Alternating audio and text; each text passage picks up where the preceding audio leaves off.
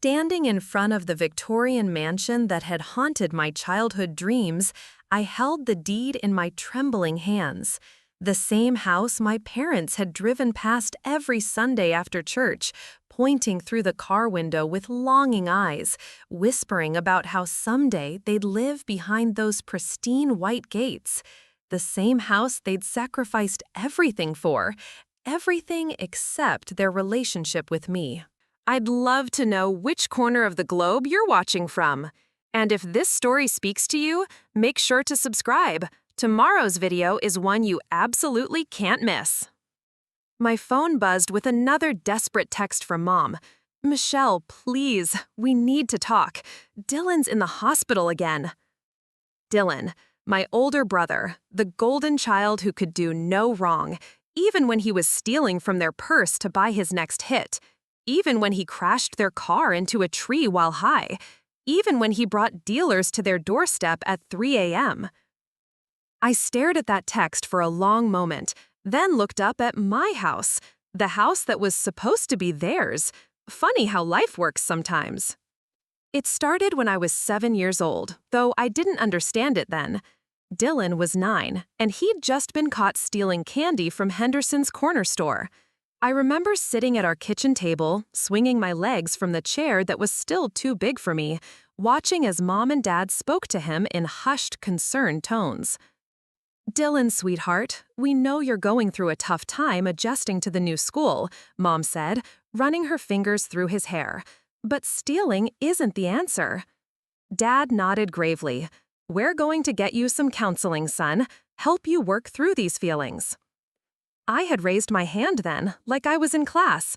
What about when I took that cookie from Mrs. Peterson's kitchen last week? The room fell silent. Mom's expression shifted instantly. "Michelle, that was completely different. You knew better than to take something without asking. Go to your room and think about what you did wrong." That was the first time I noticed it, the double standard that would define our family for the next 15 years. Dylan's mistakes were symptoms of deeper issues that required understanding and professional help. My mistakes were character flaws that required punishment and shame. When Dylan was 12, he started acting out more seriously. He got suspended from school for fighting, failed 3 classes, and was caught smoking behind the gymnasium. Each incident was met with family meetings, therapy sessions, and long conversations about how to reach him better.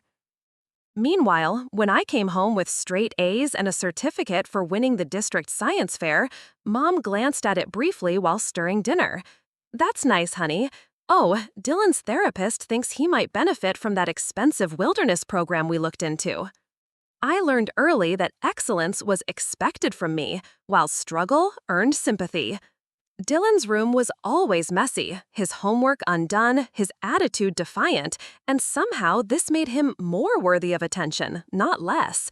My pristine grades, clean room, and obedient behavior made me invisible.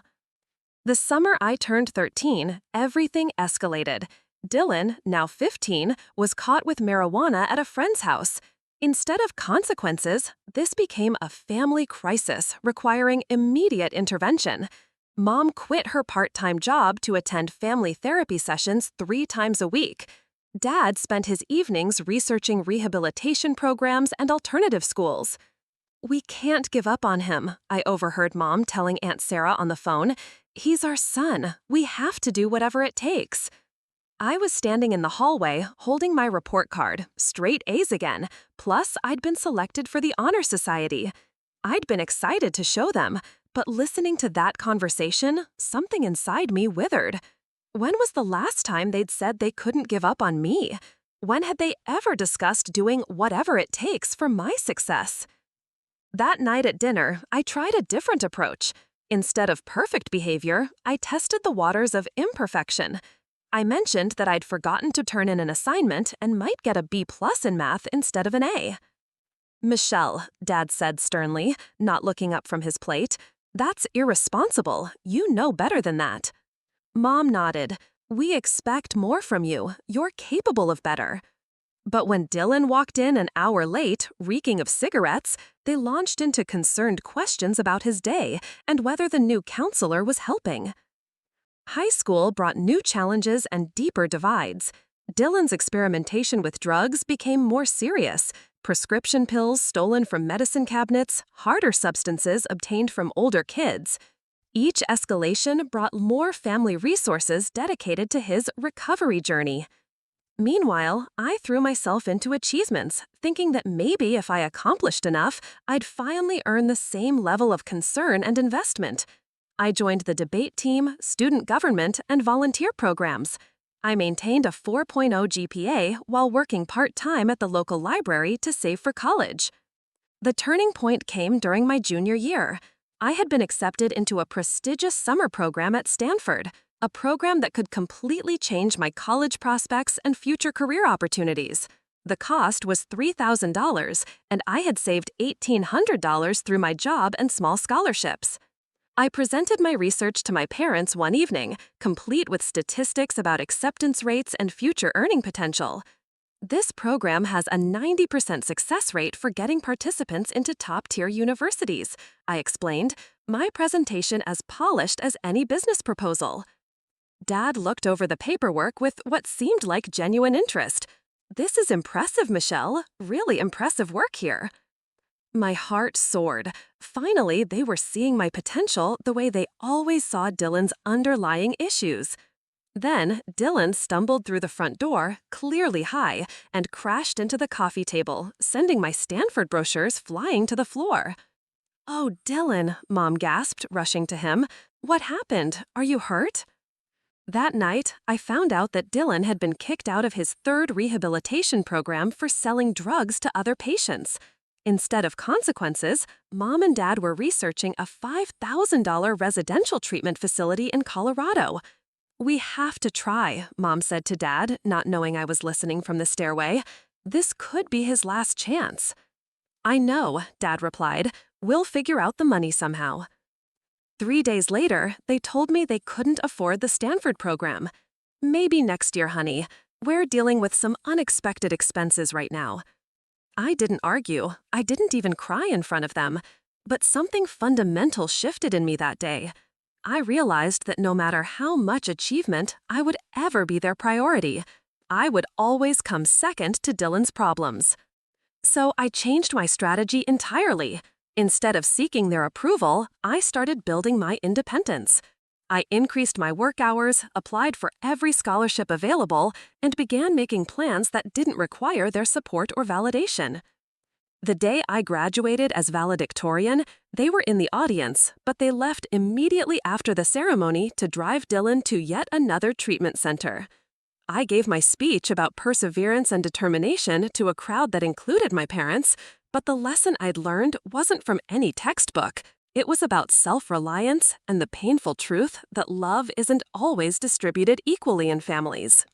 That summer, while Dylan was in his latest program, I worked 60-hour weeks and saved every penny. I had dreams now that extended far beyond their approval. I had plans that wouldn't depend on anyone choosing me first. I just didn't know yet that someday I'd be the one doing the choosing. College became my escape hatch. 3 states away at Northwestern University, I could finally breathe without the constant weight of comparison. For the first time in my life, I was just Michelle, not Dylan's responsible sister, or the one we don't have to worry about. My freshman year flew by in a blur of economics classes, late-night study sessions, and the intoxicating freedom of making decisions based purely on my own interests. I declared a double major in finance and business administration, drawn to the concrete nature of numbers and markets. There was something deeply satisfying about systems where merit actually mattered, where results spoke louder than excuses. But even 3 states away, Dylan's chaos found ways to reach me. The first call came during finals week of my sophomore year. I was in the library at 2 a.m., surrounded by textbooks and highlighters, when my phone buzzed with Mom's number. "Michelle, honey, we need your help." Her voice was strained, exhausted in a way I'd never heard before. "Dylan's been arrested." This time, it wasn't just possession or public intoxication. Dylan had broken into a pharmacy with two other guys, looking for opioids. The charges were serious: breaking and entering, attempted theft, conspiracy. The bail was set at $15,000. "We've already taken out a second mortgage on the house," Dad explained when he got on the phone. "But it's not enough. We need another $5,000, and the banks won't approve us for any more loans." I stared at my financial aid documents spread across the library table. My carefully managed student loans, my work-study job at the campus bookstore, my summer internship savings, everything calculated to get me through school debt-free if I was careful. "What about Dylan's previous treatment programs?" I asked quietly. "Didn't those cost tens of thousands?" "That's different," Mom interjected. "That was for his health. This is legal trouble." The irony wasn't lost on me. His addiction was a medical issue requiring unlimited financial support, but the crimes that addiction led to were somehow separate, also requiring unlimited financial support. A lot of love and effort went into bringing this story to life. If you're enjoying it, we'd be so grateful if you'd subscribe to our channel. Now, back to where we left off. "I have $3,000 in my savings," I heard myself saying. "It's supposed to be for next semester's housing deposit and textbooks, but—" "Oh, Michelle," Mom's voice broke with relief. "You're such a good sister. We'll pay you back as soon as we can." I transferred the money the next morning, then worked double shifts at the bookstore for the rest of the semester to make up the difference. I ate ramen noodles for 2 months straight and walked everywhere to save on bus fare. Dylan was released after serving 6 months in county jail. The first thing he did was ask Dad for money to get back on his feet. They gave him $500 and welcomed him home with a party. Nobody ever mentioned paying me back. Junior year brought a new level of awareness about my family's financial priorities.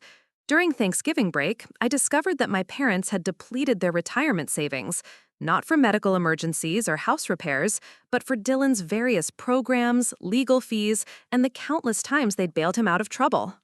"We're not worried about retirement," Dad insisted when I brought it up. "We'll figure it out later. Right now, Dylan needs us." I looked around our childhood home with new eyes. The carpet was worn thin, the appliances were older than I was, and the paint was peeling on the exterior. But tucked into Mom's purse was a receipt for another $200 sent to Dylan for groceries and essentials. That Christmas, they gave me a $25 gift card to Target.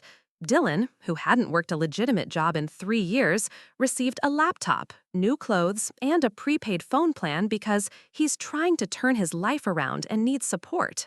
The laptop was sold for drug money within 2 weeks. It was during this visit that I first saw them drive past the Victorian mansion on Elm Street. We were coming back from church, and Mom asked Dad to take the scenic route through the historic district. "Someday," she said, staring at the white columns and wraparound porch of the most beautiful house in town, "when we get back on our feet financially, that's where I'd love to live." Dad nodded wistfully. "Maybe when Dylan gets settled and we can start saving again." Even their dreams were predicated on Dylan's eventual success. My senior year, everything changed. I had landed a prestigious internship with Goldman Sachs, working with portfolio management and investment strategies. The work was demanding but exhilarating. Finally, a place where intelligence and drive were the only currencies that mattered. My supervisor, Janet Chen, became an unexpected mentor. She was brilliant, successful, and had built her career without compromise or excuses. During one of our coffee meetings, she shared something that would reshape my entire perspective. "Michelle, you have exceptional analytical skills, but I've noticed you undervalue yourself in negotiations," she said. "You're too willing to accept less than you're worth. In business, that's a fatal flaw." She was right. I had been conditioned to expect less, to be grateful for whatever attention or resources were left over after everyone else's needs were met. "Where does that come from?" Janet asked. I found myself telling her about my family, about always being the responsible one, about Dylan's endless crises and my parents' misplaced priorities. Janet listened without judgment, then said something that hit me like a physical blow. "You know what that sounds like to me? You've been subsidizing their poor decisions your entire life. You're enabling their enabling." That night, I called home to check in, as I did every Sunday. Mom answered and immediately launched into the latest Dylan drama. He'd been caught stealing from his latest job and fired. He was back home, sleeping until 2 p.m. and asking for money every day. "We don't know what to do," Mom said. "He's talking about going to California to start fresh, but he needs money for the trip and to get settled." Without thinking, I said, "What if you just said no?" The silence on the other end was deafening. "Michelle, he's our son," Mom finally replied, as if I'd suggested something monstrous. "I'm your daughter," I said quietly. "That's different. You're strong. You don't need us the way Dylan does." After I hung up, I sat in my dorm room and did something I'd never done before. I calculated exactly how much money I'd given my family over the years. The $3,000 for bail, plus smaller amounts for emergencies that were always related to Dylan, money for textbooks I'd foregone, housing deposits I'd delayed, meals I'd skipped to send cash home. The total was staggering, over $8,000 since starting college. Money that could have paid for graduate school applications, study abroad programs, or professional certifications. Money I'd never see again, funding a cycle that would never end unless someone broke it. I made a decision that night that would change everything. I was done being their financial safety net. I was done being the responsible one who picked up the pieces of Dylan's disasters. I was done accepting less because they expected me to be grateful for scraps. But I wasn't just going to withdraw my support. I was going to prove a point so definitively that they'd never be able to ignore it again. I was going to become everything they'd never invested in, everything they'd never believed I could be without their help. And someday, when they needed me the way they'd always needed me, I was going to make a choice about whether I needed them back. Graduation day arrived with unexpected silence from my family. No congratulations call, no proud photos, no celebration dinner. They were dealing with Dylan's latest crisis. He'd crashed Mom's car while driving under the influence and was facing his second DUI charge. I walked across that stage alone, magna cum laude with a double major, and felt something unexpected: relief. For the first time, a major milestone in my life wasn't overshadowed by Dylan's chaos. It was purely mine. Goldman Sachs offered me a full-time position in their Chicago office with a starting salary that made my head spin: $95,000 a year, plus bonuses. More money than my parents had ever made combined. I accepted immediately and found a studio apartment in River North, furnished it with pieces from IKEA, and began the most intense year of my life. The financial world was ruthless, demanding, and absolutely intoxicating. I worked 80-hour weeks, analyzing market trends, building investment portfolios, and learning from some of the sharpest minds in the business. My natural talent for numbers and pattern recognition flourished in an environment where results were the only thing that mattered. But success didn't insulate me from my family's continued expectations. The calls started within a month of beginning my job. Dylan needed money for a lawyer, then for a treatment program that wasn't covered by insurance, then for basic living expenses while he focused on recovery. "Michelle, you're doing so well now," Mom pleaded during one particularly manipulative conversation. "We know you can afford to help. It's only $2,000 this time."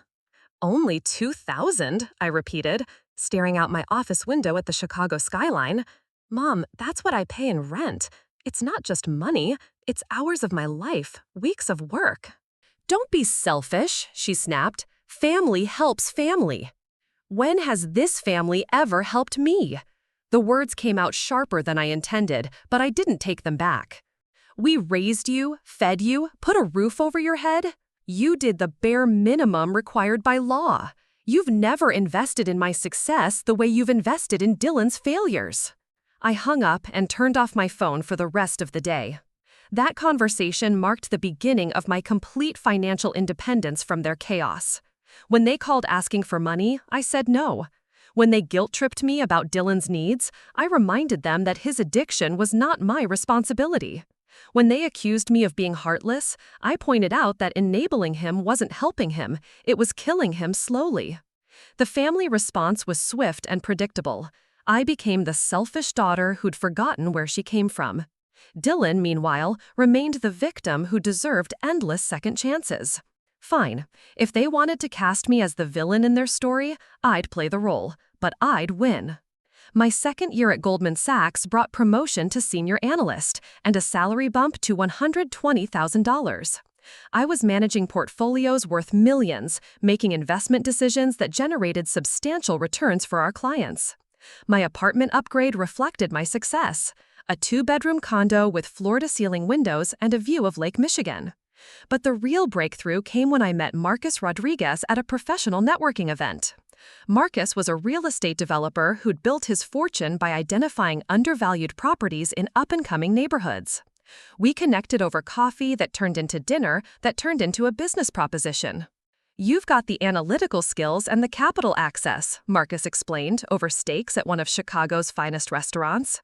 "I've got the market knowledge and the construction expertise. We could make serious money flipping properties." The idea intrigued me. Real estate offered something the stock market didn't: tangible assets you could see, touch, and transform. We started small, pooling our resources to buy a rundown Victorian in Lincoln Park for $180,000. 6 months and $50,000 in renovations later, we sold it for $320,000. Our profit split was $45,000 each, more money than I'd ever seen at once. "This is just the beginning," Marcus said as we celebrated our first flip. "The market's heating up, and we've got the formula down. We could do 10 of these a year." Over the next 18 months, we flipped 12 properties. My share of the profits grew from tens of thousands to hundreds of thousands. I reinvested every penny, building a portfolio that included rental properties, commercial spaces, and development projects across 3 states. By my 25th birthday, my net worth had crossed the $1 million mark. The success was intoxicating, but it came with a cost. I worked constantly, traveled frequently, and had no time for relationships or friendships outside of business connections. My world became consumed with property values, market trends, and the next big deal.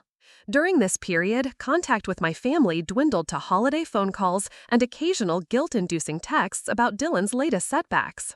He'd been in and out of 3 more treatment programs, arrested twice more, and was now living in my parents' basement with no job and no prospects. Meanwhile, Mom and Dad had aged visibly. The stress of Dylan's addiction and their financial struggles showed in every photo they posted on social media. Their hair had gone gray, their faces were lined with worry, and their modest house looked increasingly shabby compared to the success stories of their friends' children. During one rare phone conversation, Mom let slip that they'd had to take out a loan against Dad's life insurance policy to pay for Dylan's latest legal troubles. "We're fine," she insisted when I pressed for details. "We'll figure it out like we always do." But I could hear the exhaustion in her voice, the defeated tone of someone who'd been fighting the same battle for 20 years with no end in sight. That's when I started researching my hometown's real estate market. Property values in my old neighborhood had stagnated, but the historic district, where that beautiful Victorian mansion sat on Elm Street, had become increasingly desirable. Young professionals were moving in, attracted by the charm of restored century-old homes and the proximity to the revitalized downtown area. I drove home for the first time in 2 years under the pretense of visiting for Mom's birthday. The house I'd grown up in looked smaller and more run down than I remembered. The gutters were falling off, the driveway was cracked, and the yard was overgrown. But Dylan's presence dominated everything. At 27, he looked older than Dad, hollow-eyed, thin, and carrying himself with the defeated posture of someone who'd given up on life. He spent the weekend sleeping, asking for money, and complaining about how unfair the world was. "Nobody wants to give me a chance," he whined during Sunday dinner. "Everyone judges me for my past mistakes." I bit my tongue, watching our parents nod sympathetically while serving him the best portions of food they clearly couldn't afford. After dinner, we drove past the Victorian mansion on Elm Street, just like old times. It was even more beautiful than I remembered.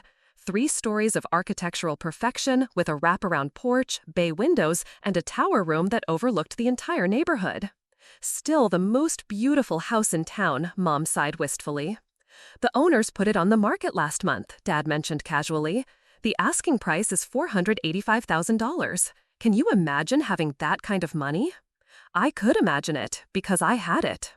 That night, lying in my childhood bedroom while Dylan's television blared through the thin walls, I made a decision that would change everything. I was going to buy that house. Not to live in it, not to flip it, but to own the one thing my parents had always dreamed of having. To possess the symbol of everything they'd sacrificed for Dylan and never achieved. And then, I was going to decide whether they deserved to see the inside of it. The real estate listing for 847 Elm Street read like poetry to me. Built in 1889, fully restored in 2018. 4,200 square feet of Victorian elegance with original hardwood floors, crown molding, and a tower library that overlooked the tree-lined street. The asking price was $485,000, exactly within my budget for an all-cash purchase. I contacted the listing agent from my hotel room that same night. "I'd like to schedule a viewing tomorrow morning," I told Patricia Summers, the premium real estate agent who handled the historic district's most exclusive properties. "Wonderful! This property has generated significant interest. We've had 12 showings this week alone, and I expect it to move quickly. I'm prepared to make an offer immediately if it meets my expectations." The confidence in my voice surprised even me. 3 years ago, I was eating ramen noodles to afford textbooks. Now I was discussing a $500,000 purchase like it was buying a car. The next morning, Patricia met me at the wrought iron gate with the kind of enthusiasm reserved for serious buyers. She was impeccably dressed, professional, and clearly accustomed to dealing with wealthy clients. "You're going to fall in love with this place," she gushed as she unlocked the front door. "The current owners are relocating to Europe for business, so they're motivated to sell quickly." Walking through that house was like stepping into my parents' most elaborate fantasy. Every room was more stunning than the last.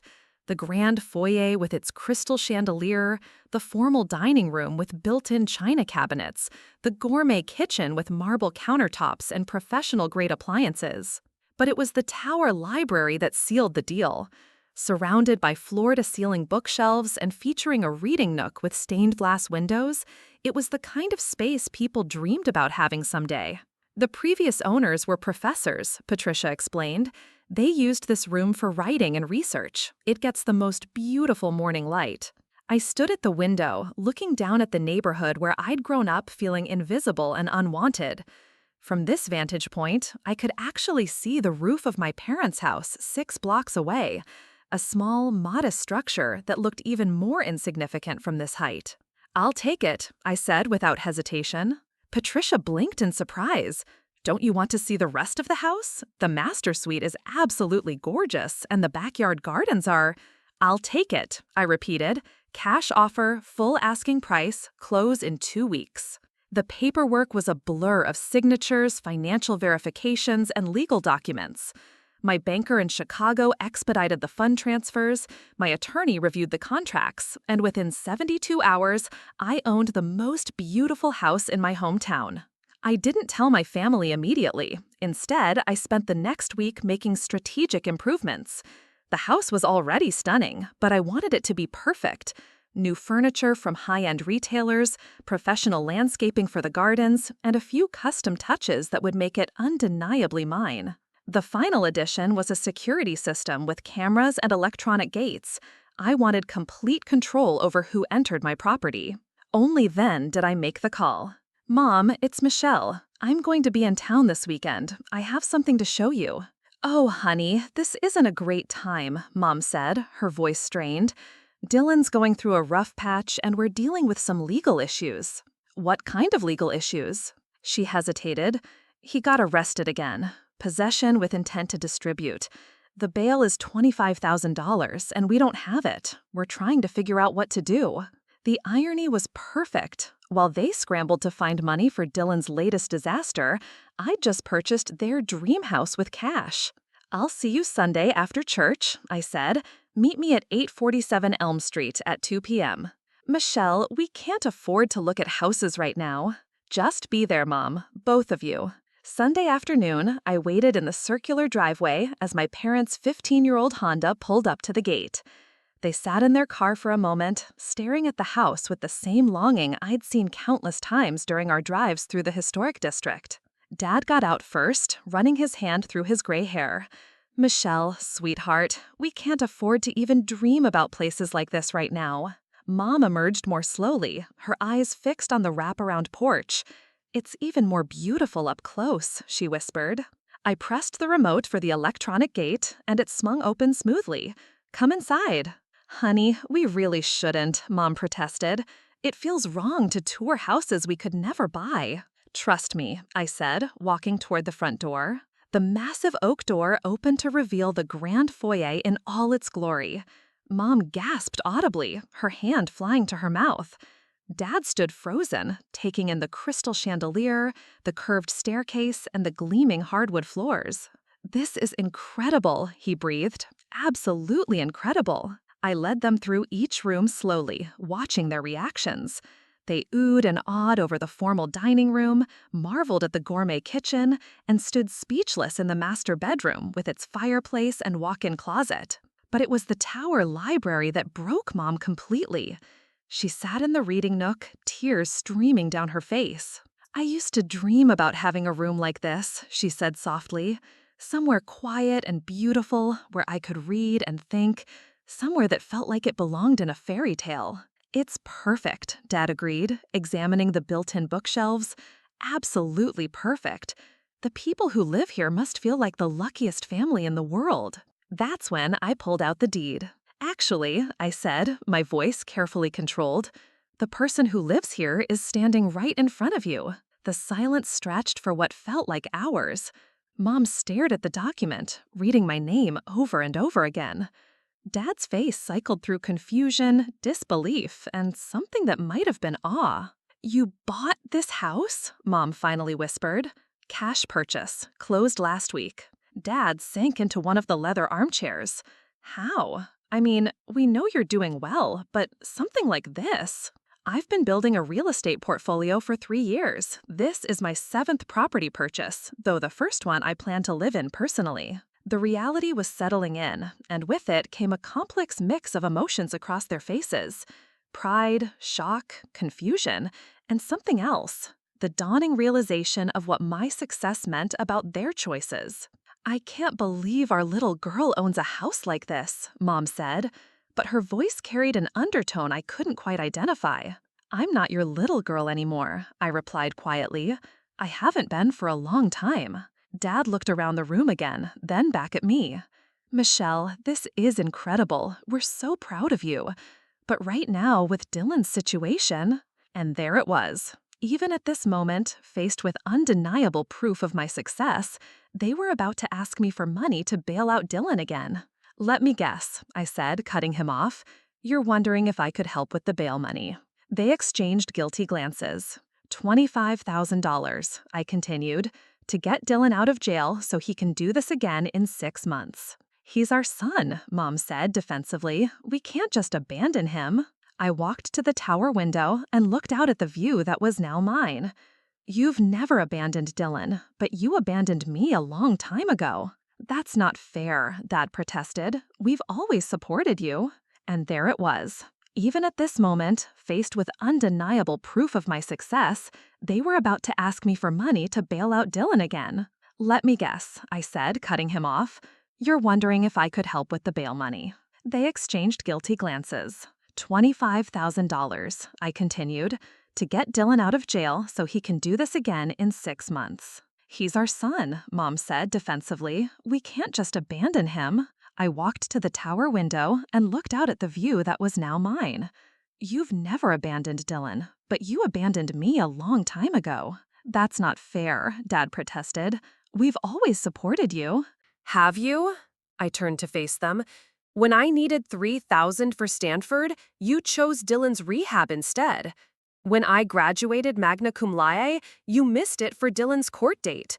When I got my first promotion, you called to ask for money for Dylan's rent. The truth hung in the air between us, undeniable and sharp. I bought this house, I continued, not because I needed it, but because I wanted you to see what unconditional support and investment can create. You've spent 20 years and hundreds of thousands of dollars trying to fix Dylan, and he's worse now than when you started. "We love both of you equally," Mom insisted, but her voice lacked conviction. "No, you don't. You love Dylan desperately, and me conveniently. There's a difference." I handed them each a business card. Michelle Thompson, real estate investment specialist, with my professional headshot and impressive credentials. I want you to take some time to think about that difference, I said. And when you're ready to have an honest conversation about what kind of relationship we're going to have going forward, you can call me. They left in stunned silence, and I stood alone in my perfect house, feeling simultaneously vindicated and hollow. The next morning, my phone rang at 6 a.m. It was Mom, crying. Dylan overdosed last night. He's in the hospital. The fluorescent lights of St. Mary's Hospital emergency room cast harsh shadows across my parents' faces as I walked through the automatic doors at 7:30 a.m. They looked like they'd aged 10 years overnight. Mom's eyes were red and swollen from crying, and Dad sat hunched forward with his head in his hands. "How is he?" I asked, settling into the plastic chair across from them. "Stable," Dad said without looking up. "They got to him in time, barely." Mom's voice was barely a whisper. "He was blue when the paramedics arrived. Actually blue." I thought she couldn't finish the sentence. Dr. Patricia Williams, a woman in her 40s with kind but tired eyes, approached our small group. "Are you Dylan's family?" We all nodded. "Dylan is stabilized, but I need to be frank with you. This was a massive overdose, fentanyl mixed with heroin. His body shut down completely. Another 10 minutes, and we wouldn't be having this conversation." The words hit like physical blows. Mom started crying again, and Dad's hands shook as he ran them through his hair. "Can we see him?" Mom asked. "In a few hours. He's sedated right now, and we're monitoring his vital signs closely. But I need to discuss some realities with you." Dr. Williams pulled up a chair, her expression serious.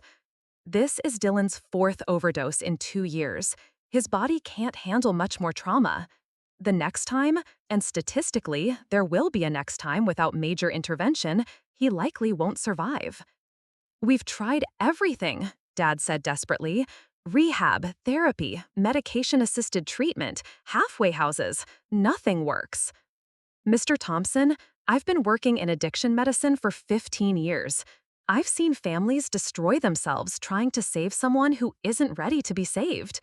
There comes a point where continuing to enable actually increases the likelihood of death." Her words hung in the air like an indictment. "What are you saying?" Mom demanded. "That we should abandon our son?" "I'm saying that what you've been doing isn't working. In fact, it's contributing to the problem. Every time you bail him out, every time you provide money or housing or legal help without requiring genuine change, you remove his motivation to get clean." I had been silent through this exchange, but Dr. Williams' words echoed everything I'd tried to tell them for years. "Dr. Williams," I said quietly, "what would genuine change look like?" She turned to me with something that might have been a relief. "Complete accountability. No money, no housing, no legal assistance unless he completes a minimum 6-month inpatient program and follows up with intensive outpatient treatment. No exceptions, no second chances, no negotiation." "We can't do that," Mom said immediately. "He'll be homeless. He could die on the streets." "Mrs. Thompson, he nearly died in your house last night. The location doesn't change the outcome if the behavior continues." Over the next 3 hours, while Dylan slept under medical supervision, I watched my parents grapple with a reality they'd been avoiding for decades. They called Dylan's old counselors, researched new treatment facilities, and discussed payment plans for programs they couldn't afford. The pattern was exactly the same as always: throw money at the problem, hope for a different result, and ignore the evidence that their approach was failing. When Dylan woke up that afternoon, the first words out of his mouth were, "I need to get out of here." "Dylan," Mom said gently, "you overdosed. You could have died." "I'm fine now. These places are depressing. I just want to go home and forget this happened." No acknowledgement of the terror he'd put them through, no gratitude for the medical care, no recognition that his actions had consequences beyond himself. "The doctors want you to stay for observation," Dad explained. "I'm checking myself out. I'm 27 years old. You can't force me to stay." And there it was. The same entitlement, the same refusal to accept responsibility, the same expectation that everyone else would clean up his mess. I spoke for the first time since entering his room. Dylan, do you have any idea what mom and dad have sacrificed for your addiction? He looked at me with the glazed indifference I'd come to expect. Nobody asked them to. Actually, you ask them constantly. Every time you need bail money, rent money, lawyer fees, treatment costs, you ask them to sacrifice their financial security, their retirement, their peace of mind. Whatever, Michelle. I know you think you're better than me because you have some fancy job. I don't think I'm better than you. I think I'm healthier than you. There's a difference. Mom jumped in quickly, trying to diffuse the tension. Let's not fight. Dylan needs our support right now. No, I said firmly. Dylan needs consequences. He needs to experience the actual cost of his choices instead of having them subsidized by people who love him. Dylan laughed bitterly. Like you love me? You've made it pretty clear that you don't. The accusation stung because it contained a grain of truth. I didn't love the person Dylan had become, the manipulative, entitled, destructive man who'd consumed our family's resources and attention for 20 years. But somewhere underneath the addiction, there might still be traces of the brother I'd once looked up to. I love who you could be, I said quietly, but I won't enable who you are. That evening, after Dylan discharged himself against medical advice and Dad drove him home, I asked Mom and Dad to meet me for coffee. We sat in a 24-hour diner near the hospital, surrounded by the kind of fluorescent lighting that makes everything look harsh and unforgiving. I have something to tell you both, I began, and I need you to listen without interrupting. They nodded, though Mom was already preparing her defenses. I've been tracking Dylan's relapses, arrests, and overdoses for the past 5 years. This is his 14th major crisis that required your financial intervention. You've spent approximately $340,000 on his addiction-related expenses during that time. Dad's face went pale. That can't be right. I pulled out a folder I'd prepared. Spreadsheets, receipts, bank records I'd pieced together from their casual mentions over the years. Treatment programs, legal fees, bail money, rent for apartments he was evicted from, car repairs for accidents he caused, medical bills, and direct cash payments. $340,000. Mom stared at the numbers like they were written in a foreign language. For context, I continued, that's more than enough to pay off your mortgage, fund a comfortable retirement, or invest in something that would actually improve your quality of life. He's our son, Dad said weakly. And I'm your daughter, but you've never invested $340,000 in my success. You've never taken out loans to fund my dreams or emptied your retirement accounts to support my goals. The truth was brutal and undeniable. When I was accepted to that Stanford program, you told me you couldn't afford the $3,000 fee. That same month, you spent $8,000 on Dylan's legal fees. When I graduated college, you missed the ceremony to drive Dylan to rehab, his 4th program, which cost $15,000. I pulled out one more document, a financial projection I'd prepared. If you had invested the money you've spent on Dylan's addiction in a basic index fund, you'd have enough to retire comfortably and buy the house on Elm Street that you've always dreamed about. The silence stretched until Mom finally spoke. What are you asking us to do? I'm asking you to choose. Keep funding Dylan's slow suicide or let him face the consequences of his choices while you rebuild your own lives. And if we choose to keep helping Dylan? Dad asked. I stood up, leaving money on the table for my untouched coffee. Then you've made your choice about what kind of relationship we'll have going forward. As I walked toward the door, Mom called after me. Michelle, please, don't make us choose between our children. I turned back, feeling tears I hadn't expected. You made that choice 20 years ago. I'm just giving you the opportunity to make a different one. The next morning, my phone rang with a call that would change everything, but not in the way I expected. The call came from Marcus Rodriguez at 6:47 a.m., just as I was preparing for my flight back to Chicago. Michelle, we have a problem. His voice was tight with stress. The Riverside development deal is falling apart. Our primary investor pulled out overnight, and we need $800,000 by Friday, or we lose everything. I set down my coffee cup, my mind immediately shifting into crisis management mode. The Riverside project was our biggest venture yet, a $3.2 million conversion of an abandoned factory into luxury condominiums. We'd already invested $400,000 of our own money and secured pre-sales worth $2.8 million. What happened with Peterson Holdings? I asked, referring to our investor. Family emergency. Their CEO's daughter was in a car accident, and they're liquidating assets to cover medical expenses. They're legally within their rights to withdraw. The funding agreement had a 72-hour clause. I ran the numbers in my head. Between my liquid assets and credit lines, I could cover the shortfall, but it would require liquidating almost everything I'd built over the past 3 years. I can get the money, I said finally. Michelle, that's your entire portfolio. If this project fails, you'll lose everything. And if we don't fund it, we definitely lose everything. Send me the paperwork. After hanging up, I sat in my hotel room, staring out at the town where I'd grown up feeling worthless and overlooked. The irony wasn't lost on me. I was about to risk everything I'd built to save a business deal, while my parents had risked everything they'd built to save a son who didn't want to be saved. But there was a crucial difference. My risk was calculated, based on market research and due diligence. Theirs was emotional, based on hope and denial. I spent the morning making calls to bankers, liquidating investments, and arranging wire transfers. By noon, I had committed every liquid asset I owned to the Riverside project. I was either about to be significantly wealthier or lose everything. My phone buzzed with a text from Mom. "Can we talk? Something's happened." I called her back immediately, expecting another Dylan crisis. "Michelle, your father had a heart attack last night." The words hit me like a physical blow. "What? Is he okay?" "He's stable, but the doctors say it was severe. The stress of everything, Dylan, the finances, our conversation yesterday, it was too much." I felt the ground shift beneath me. "Which hospital?"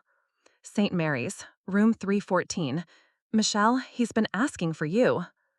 I found Dad connected to monitors and IV lines, looking smaller and more fragile than I'd ever seen him. His face lit up when I walked in, but the effort clearly exhausted him.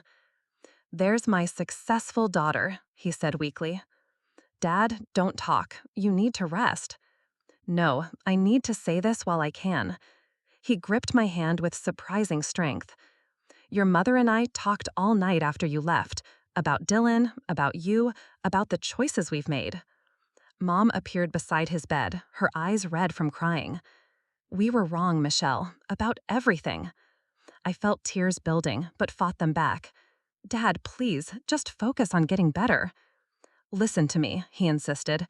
"We enabled Dylan because we were afraid that if we stopped helping him, he died. But Dr. Williams was right. Our help was actually killing him faster." We've spent 20 years trying to save someone who doesn't want to be saved, Mom added, and in the process, we ignored the daughter who was actually succeeding. Dad squeezed my hand tighter. "We're proud of you, Michelle, so incredibly proud. You built something amazing without any help from us, and we should have been celebrating that instead of taking it for granted." "I know I can't undo 20 years of mistakes," Mom said, "but I want to try to do better. We want to try to do better." A nurse entered to check Dad's vitals, giving me a moment to process their words. For years, I'd wanted to hear exactly what they'd just said, but now, faced with Dad's mortality and the possibility of losing him, the vindication felt hollow. "What does doing better look like?" I asked when the nurse left. "We're not giving Dylan any more money," Dad said firmly. "No bail, no rent, no loans. If he wants help, it has to be real treatment with real commitment." "And what about me?" Mom sat down heavily in the visitor's chair. "We want to rebuild our relationship with you, not because we need your money or your success, but because we love you and we've missed so much of your life." Over the next 3 days, while Dad recovered in the hospital, something shifted in our family dynamic. For the first time in decades, conversations weren't dominated by Dylan's latest crisis. Instead, my parents asked about my business, my goals, my life in Chicago. Mom brought photo albums to the hospital, and we looked through pictures of my childhood achievements they'd barely acknowledged at the time. My science fair victories, honor roll certificates, graduation photos where I stood alone because they'd been dealing with Dylan's problems. I can't believe we missed so much, she said, touching a photo of me receiving a scholarship award. You were always so independent, so capable. We took that for granted. I had to be independent, I said gently. There wasn't really another option. Dad was released after 5 days, with strict orders to reduce stress and avoid financial strain. The timing was perfect because Dylan had been calling constantly, demanding to know why they weren't answering his requests for money. Tell him the truth, I suggested as we drove home from the hospital, that you're choosing to stop enabling his addiction. That evening, Dylan appeared at their door, agitated and desperate. I was there for dinner, the first family meal we'd shared in years that wasn't overshadowed by crisis. I need $500, Dylan announced without preamble. My dealer says if I don't pay him by tomorrow, there's going to be trouble. No, Dad said quietly. Dylan blinked in surprise. What do you mean, no? I mean, we're not giving you money anymore. Not for dealers, not for rent, not for anything related to your addiction. You can't be serious. You always help me. That was our mistake, Mom said. We've been helping you stay sick instead of helping you get well. Dylan's face twisted with rage. This is her fault, isn't it? He pointed at me. Miss Perfect over here has been poisoning you against me. Michelle has been telling us the truth, Dad replied. We just weren't ready to hear it. Fine, Dylan spat. I'll figure it out myself. But when I'm dead in an alley somewhere, remember that you chose money over your own son. The manipulation was so blatant, so practiced, that I almost laughed, but my parents didn't waver. We choose to stop funding your death, Mom said firmly. If you want help getting clean, we'll support that, but we won't support your addiction anymore. Dylan stormed out, slamming the door hard enough to rattle the windows. Later that evening, as we cleaned up dinner dishes together, Dad asked about my business. How's the real estate venture going? I hesitated, then decided on honesty. I'm about to find out if I made the best decision of my life or the worst one. I explained the Riverside project, the investor withdrawal, and my decision to risk everything on the deal. When will you know? Mom asked. The pre-sales close next Friday. If they go through, I'll triple my investment. If they fall through, I'll lose almost everything I've built. Dad studied my face carefully. Are you worried? Terrified, I admitted. But it's different from the fear you had about Dylan. This is fear based on calculated risk. I did my research, analyzed the market, and made an informed decision. Whatever happens, I'll know I made the best choice I could with the information I had. That's the difference between you and Dylan, Mom said quietly. You take responsibility for your choices. He blames everyone else for this. That Friday, I sat in my Chicago office with Marcus, watching our phones and email for confirmation that the pre-sales had closed. By 4 p.m., we had our answer. Every unit had sold, several above asking price. The Riverside project would net me $1.4 million in profit. But more importantly, I had something I'd never had before, parents who were genuinely proud of my success and committed to building a real relationship with me. The phone rang as we were celebrating. It was Mom, and she sounded different, lighter somehow. Michelle, I have news.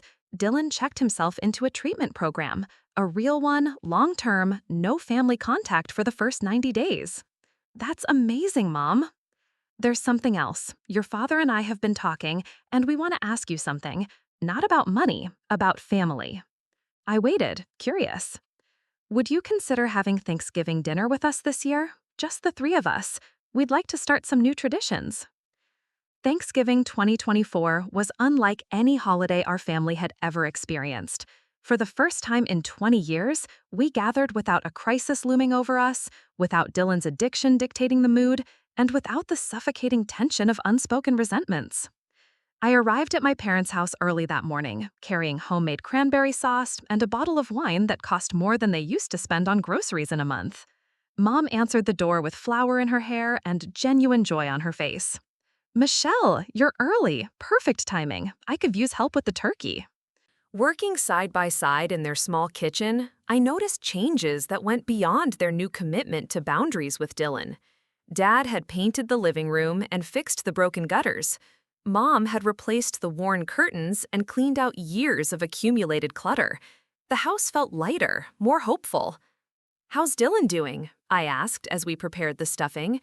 "Day 47 of treatment," Mom said, pride evident in her voice. "He calls once a week for 10 minutes, supervised calls only. He sounds different, clearer." "Have you visited him?" "The program doesn't allow family visits until day 90. It's been hard, but also," she paused, searching for the right words, "peaceful. For the first time in decades, I'm not waiting for the next crisis call." Dad joined us in the kitchen, wearing an apron that said "World's Greatest Cook," a gift I'd sent him for his birthday. "The turkey smells incredible," he said, wrapping Mom in a hug from behind. "And so does our daughter's cranberry sauce." Their dynamic had shifted too. Without the constant stress of Dylan's emergencies, they seemed to be rediscovering each other as a couple, rather than just partners in crisis management. "I have something to tell you both," I said as we sat down to dinner. "I'm moving back." They both froze, forks halfway to their mouths. "Moving back to town?" Mom asked carefully. "I bought a second property here, a commercial building downtown that I'm converting into a mixed-use development. Luxury apartments upstairs, retail space on the ground floor. I'll be splitting my time between Chicago and here while overseeing the project." "That's wonderful," Dad said, "but you don't have to move back for us. We understand if Chicago is where your life is now." The offer touched me more than they could know. For years, I'd felt trapped by their expectations and demands. Now they were giving me freedom to choose my own relationship with them. "I'm not moving back for you," I said with a smile. "I'm moving back. I want to be part of your lives, and I want you to be part of mine." Over dinner, we talked about my business plans, their retirement dreams, and the possibility of Dylan's recovery. The conversation was real, in a way our family discussions had never been. Honest about problems, but hopeful about solutions. "Michelle," Mom said as we cleared the dessert plates, "there's something your father and I want to discuss with you." Here it comes, I thought. The request for money, the favor, the crisis that needed my intervention. "We've been thinking about selling the house," Dad said. I blinked in surprise. "Why?" "It's too big for us now, and frankly, it holds too many painful memories.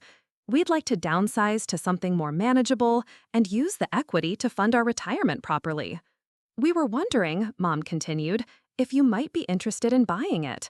Not as a favor to us, we'll sell it either way, but as an investment property. The neighborhood is improving, and you'd probably do well with it long term." The irony was perfect. The house where I'd felt invisible and unwanted, where I'd learned that love was conditional and approval had to be earned, where I'd counted ceiling tiles while Dylan's crises consumed our family's attention, they were offering to sell it to me. But more than that, they were offering it as a business transaction, respecting my success and expertise rather than appealing to guilt or obligation. "I'll have my accountant run the numbers," I said. "If it makes financial sense, yes, I'd be interested." 3 months later, I closed on both properties, my childhood home for $185,000 and the downtown building for $320,000. The house would become a rental property after renovations. The commercial building would become the flagship project of my expanding business. On moving day for my parents, I found Mom in the kitchen, packing the last of her dishes. "Any regrets?" I asked. She looked around the room where we'd shared so many tense dinners, so many difficult conversations, so many moments where Dylan's absence was more powerful than anyone's presence. "None," she said firmly. "We're starting fresh, and it feels amazing." Dad appeared with a box labeled Michelle's Achievements, report cards, certificates, and photos they'd saved, despite barely acknowledging them at the time. "We want you to have these," he said. "They belong with you." 6 months later, Dylan graduated from his treatment program. I drove down for his completion ceremony, held in a simple conference room at the residential facility. He looked healthier than I'd seen him in years, clear-eyed, clean-shaven, and carrying himself with something that might have been genuine confidence. His speech to the other patients and families was honest in a way I'd never heard from him before. "I spent 20 years blaming everyone else for my problems," he said. "My parents, my sister, my circumstances, society, everyone except the person actually making the choices." Recovery started when I stopped expecting other people to save me and started saving myself. After the ceremony, we had our first real conversation in years. "Michelle, I owe you an apology," he said as we walked through the facility's garden. "Actually, I owe you about 1,000 apologies, but I'll start with one. Dylan, no, let me say this. You were right about everything. The enabling, the manipulation, the way I turned our parents against each other by playing victim. You saw it clearly, and I hated you for it, because deep down, I knew you were right." I studied his face, looking for signs of the manipulation I'd learned to expect. Instead, I saw something I'd almost forgotten existed. Traces of the big brother I'd looked up to before addiction consumed his personality. "I don't expect forgiveness," he continued. "I just want you to know that I see now what I took from our family. Not just money, but peace, happiness, your relationship with mom and dad. I stole your childhood by making everything about my problems. Dylan, you were sick. Addiction is a disease. It's a disease that I chose to feed instead of fight. There's a difference." The accountability was genuine, and for the first time in decades, I felt hopeful about my brother's future. A year later, Dylan had been sober for 18 months and was working as a counselor at the same facility where he'd gotten clean. Mom and dad had settled into their new condo, traveled to Europe for their 40th anniversary, and started attending grandparents' events for their friends' children, something they'd never had time for when Dylan's crises dominated their lives. My business had expanded to include 12 properties across 3 states, and I'd been featured in Forbes magazine as one of 30 under 30 real estate innovators. But the moment that meant the most came on a random Tuesday evening in October. I was working late in my downtown office when my phone rang. "Michelle, it's Dad. I know you're busy, but Mom and I were wondering if you'd like to have dinner this weekend. Nothing special, just the 3 of us." "Of course," I said, smiling at the simple normalcy of the invitation. "Great. And Michelle, we're proud of you. I know we didn't say it enough when you were growing up, but we're saying it now. We're proud of the woman you've become, the business you've built, and the grace you've shown our family." After hanging up, I looked out my office window at the view of downtown, then beyond to the historic district where the Victorian mansion stood, my mansion, bought with my success, earned through my determination. But the real victory wasn't the house or the money or the business empire. The real victory was sitting in my office on a Tuesday night, feeling genuinely loved by my family for who I was, not who they needed me to be. I had chosen to forgive them, and they had chosen to earn that forgiveness. Sometimes the best revenge is building a life so successful and fulfilling that revenge becomes irrelevant. Sometimes the greatest victory is turning your pain into purpose, your rejection into resilience, and your family's worst mistake into everyone's second chance. And sometimes the house you always dreamed of living in turns out to be the home you build within yourself, a place where you're always enough, always worthy, and always chosen first. 2 years after Dylan's graduation from treatment, our family faced a test that would have destroyed us in the old days. Mom was diagnosed with breast cancer, stage 2, treatable but requiring aggressive chemotherapy and surgery. The news came during one of our regular Sunday dinners at their condo. Dr. Jennifer Martinez had delivered the diagnosis that morning, outlining a treatment plan that would span 8 months and cost substantial amounts even with insurance. In the past, this would have triggered the familiar panic cycle, scrambling for money, researching experimental treatments, and likely Derek relapsing under the stress of family crisis. Instead, we approached it like the functional family we'd become. "Here's what we know," Dad said, reading from notes he'd taken during the medical consultation. "The oncologist is optimistic about Mom's prognosis.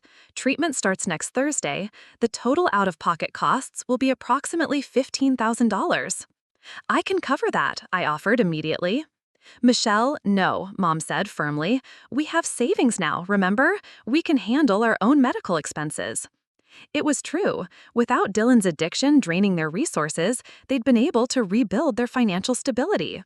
Dad had returned to work part-time as a consultant, and they'd been steadily rebuilding their retirement fund. But we do need help with something else, Mom continued. I'm going to be pretty sick during treatment. I'll need someone to drive me to appointments and help around the house.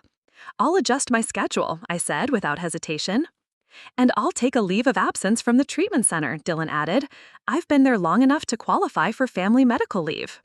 The Dylan who spoke was unrecognizable from the brother I'd grown up with. He'd been sober for 2.5 years, held the same job for 18 months, and had his own apartment with rent he paid himself. More importantly, he was offering support without being asked and without expecting anything in return. Over the next 8 months, we took turns caring for Mom through the brutal reality of cancer treatment. I drove her to chemotherapy sessions, Dylan handled grocery shopping and meal preparation, and Dad managed her medications and insurance paperwork. The experience revealed something unexpected. We actually enjoyed each other's company. Without the drama and chaos that had defined our family dynamic for decades, we discovered that we genuinely liked spending time together. During one of Mom's stronger days, she insisted on visiting my latest development project, a historic school building I was converting into artist lofts. As we walked through the construction site, she marveled at the exposed brick walls and soaring ceilings. "You've created something beautiful here," she said, running her hand along an original wooden beam. "These spaces will be homes for creative people pursuing their dreams." That's the idea. Art studios on the first floor, living spaces on the second and third floors, affordable rent for artists who are just starting out. "Why artists?" Dad asked, studying the architectural plans I brought. "Because I know what it's like to have a dream that nobody else believes in. I want to create spaces where people can pursue their passions without choosing between art and survival." Mom smiled, even though the chemotherapy had left her weak and exhausted. "You've turned your pain into purpose. That's remarkable, Michelle." Dylan, who had been quiet during our tour, finally spoke. "Can I ask you something? When you bought the Victorian mansion, was it really about revenge?" I considered the question carefully. At first, yes. I wanted them to see what they'd missed by never investing in me. But owning that house taught me something important. External validation feels empty if you don't value yourself internally. "Do you still live there?" "Occasionally, but I actually prefer my Chicago apartment most of the time. The mansion is beautiful, but it was never really about the house. It was about proving I didn't need their approval to succeed." "And now?" "Now, I know I'm successful whether they acknowledge it or not, but it's much nicer having their genuine support." 6 months into Mom's treatment, Dylan made an announcement that surprised all of us. He had been accepted into a bachelor's degree program for addiction counseling, with classes designed for working adults. "I want to get my degree and eventually open my own treatment center," he explained over dinner, "specifically for people whose families have enabled them for years. There's not enough focus on healing those family dynamics along with treating the addiction." The irony was perfect. Dylan had identified the exact problem that had nearly destroyed our family and wanted to dedicate his career to solving it for others. "That's an incredible goal," I said, meaning it completely. "How can we support you?" "Just don't support me the way you used to," he said with a self-aware laugh. "I need to do this myself. But having you all believe in me, actually believe in me, not just hope I don't die, that means everything." Mom finished our treatment in March, receiving a clean bill of health and a prognosis for full recovery. We celebrated with a dinner at the fanciest restaurant in town, a place we never could have afforded during the years of funding Dylan's addiction.